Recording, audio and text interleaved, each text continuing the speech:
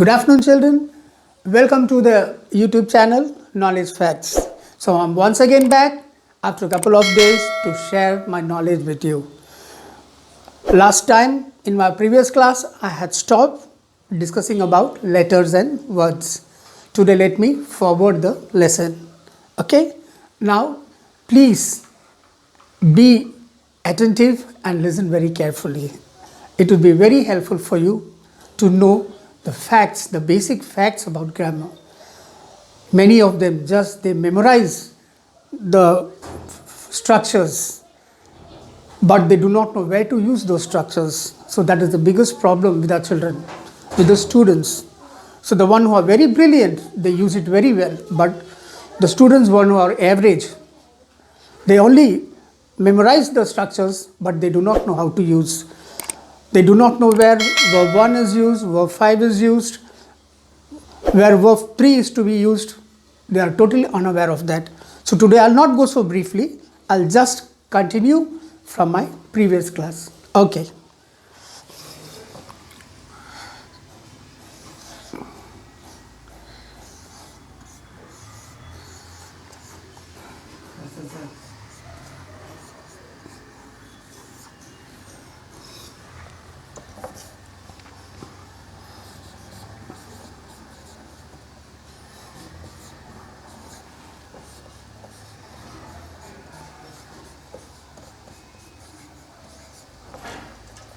Okay, in our previous class, we discussed about letters. I told you there are totally 26 letters in English alphabet.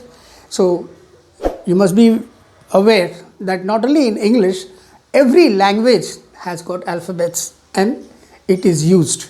And because I told you that because of these alphabets, words are developed. Because of these words, we make sentence, and the same sentence, when it is arranged uniformly, we make a paragraph. So we discussed about letters, and letters, I told you that when the letters are arranged uniformly, we get a sensible word.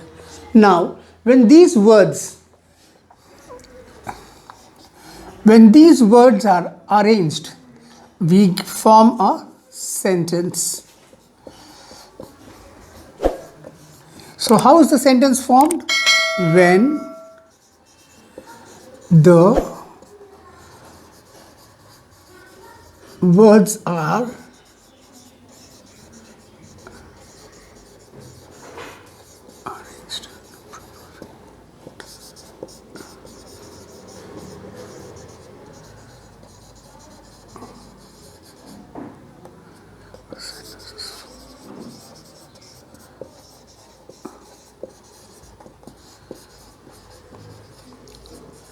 Now, okay. Letters give birth to word, word gives birth to sentence, and now you must know what the sentence is. When the words are arranged in a proper manner, a sentence is formed. Let me repeat. When the words are arranged in a proper manner, a sentence is formed. You must be very careful. What I have written here?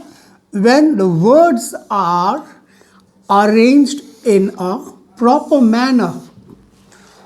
Why I have underlined this? I have highlighted this sentence. Why? Because I mean to say that you can form a sentence when the words are arranged in a proper manner. Only then it will give you a sensible meaning. For example,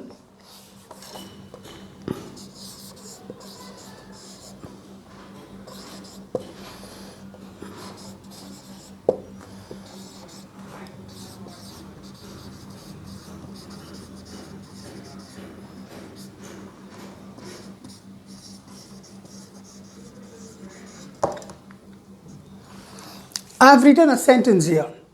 Raja is a computer teacher. So in this sentence, the words are arranged in a proper way and it is giving you a sensible meaning. It is clearly understood. Raja is a computer teacher. But if I write the same sentence,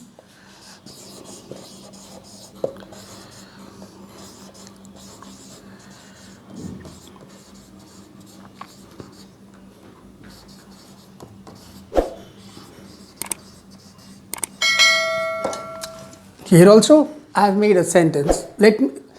I'm just telling I've made a sentence. I didn't say that I've made a correct sentence. That keep it in your mind. And the second, I have written, Raja, a computer is teacher. So here the words are arranged. What mistake I have made is, you know very well, I have not arranged these words in a proper way to give a sensible meaning. So there is the biggest mistake, that is a blunder I have made. Here, just because I have not arranged the words correctly, uniformly, I am not getting any sensible meaning. So this sentence is wrong. Whereas here above, the sentence number 1 and this is sentence number 2. In sentence number 1, I have arranged all the words uniformly in a proper way, in a correct order, and this is giving us a sensible meaning. It tells us what Raja is. It is telling us who is a computer teacher. We are getting the answers from both the sides. Who is Raja? Raja is a computer teacher. Who is a computer teacher? Raja is a computer teacher. So now I'm able to make 2 sentences out of this, 2 questions, and the answer is the same. So this gives you a sensible meaning. So that's the reason I had highlighted this sentence. The words are arranged in a proper manner. Here in this sentence is 100% correct. So why? Because here these words are arranged properly, whereas here it is not arranged properly, so it does not give you any sensible meaning. So this is what we call it as a sentence. In sentence there are many kinds of sentences are there that we'll be discussing later on. So now this sentence, the same sentence, when they are, now this sentence, wait and watch. When this sentence, I won't say sentence, when the sentences are put in orderly manner, we form a paragraph. When many sentences, it can be 2 sentences, it can be 3 sentences, it can be 4 sentences, or it can be many sentences. So they form a paragraph. Is that clear? So the same way, with the help of these sentences, we develop a paragraph. So if I write here, I'll just put it in a small corner.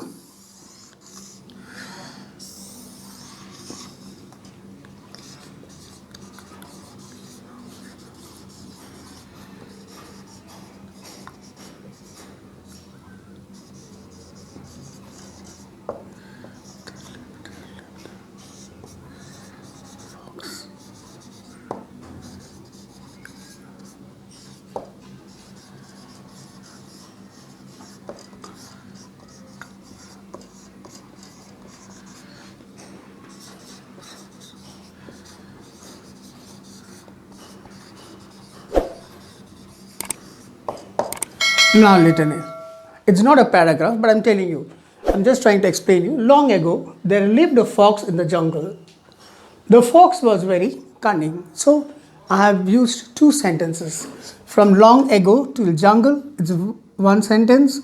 The fox to cunning, 2nd sentence. The same way, when you keep on adding up the sentences, we form a paragraph. Is that clear to you all? So now you have got a general concept of letters, word, sentence and paragraph. So that day I was telling you that to learn grammar does not mean that you just get into the parts of speech, memorize all the definitions to score highest marks, or to memorize the structures without knowing how to use. Will not help you to learn a full grammar. So these parts of speech, there are totally 8 parts of speech, but every speech has a very massive, a very big lessons. Every speech is a very big lesson. It has got different kinds, its uses, how to use them in paragraphs, how to use them in a sentence, whether they come in the beginning of the sentence or whether they come in the middle of the sentence, whether they express some surprise, whether they express somebody call it as happiness or sadness or anger. So many things are there in parts of speech. So to know all these things, you cannot just, it is not just a small tunnel that you enter from one side and come away from other side very easily. It is the biggest tunnel. It's a very big tunnel, a very large tunnel. You have to keep on walking. The more you keep on walking in and in, you learn many things. And that will help you to develop your grammar. Not only that, you will be able to teach others, your friends, your brothers or sisters at home, how the things function in parts of speech. Okay. So let us wait till the next class. Bye.